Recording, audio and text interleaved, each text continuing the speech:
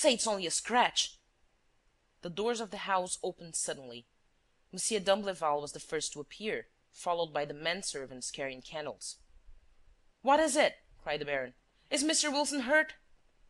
"Nothing, only a scratch," repeated Shears, endeavoring to delude himself into the belief.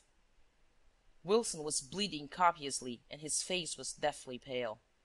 20 minutes later, the doctor declared that the point of the knife had penetrated to within 1/4 of an inch of the heart. 1/4 of an inch! That Wilson was always a lucky dog, said Shears, summing up the situation in an envious tone. Lucky, lucky, grunted the doctor. Why, with his strong constitution, he'll be all right. After 6 weeks in bed and 2 months' convalescence. No longer? No, unless complications ensue. Why on earth should there be any complications? Fully reassured, Shears returned to M. d'Imblevalle in the boudoir. This time, the mysterious visitor had not shown the same discretion. He had laid hands without shame on the diamond-studded snuff-box, on the opal necklace, and generally on anything that could find room in the pockets of a self-respecting burglar.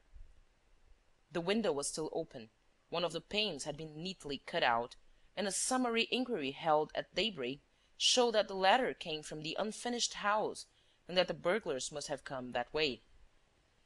In short, said M. d'Imblevalle, with a touch of irony in his voice, it is an exact repetition of the theft of the Jewish lamp. Yes, if we accept the first version favored by the police. Do you still refuse to adopt it?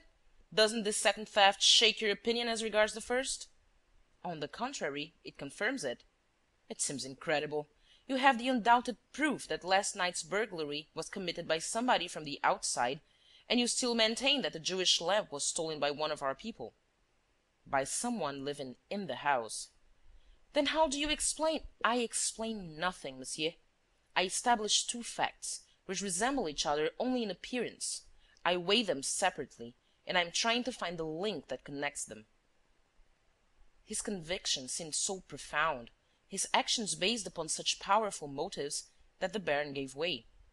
Very well, let us go and inform the commissary of the police. On no account! Exclaimed the Englishman eagerly. On no account whatever! The police are people whom I apply to only when I want them. Still, the shots— Never mind the shots. Your friend— My friend is only wounded. Make the doctor hold his tongue. I will take all the responsibility as regards the police.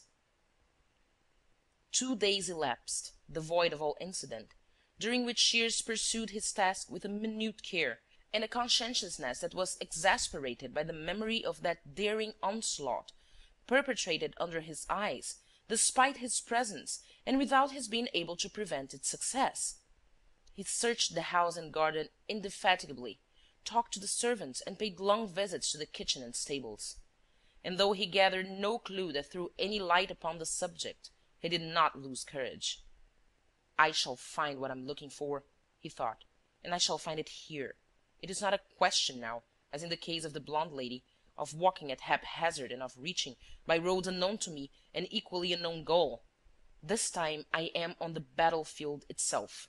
The enemy is no longer the invisible, elusive Lupin, but a flesh-and-blood accomplice who moves within the 4 walls of this house. Give me the least little particular, and I know where I stand.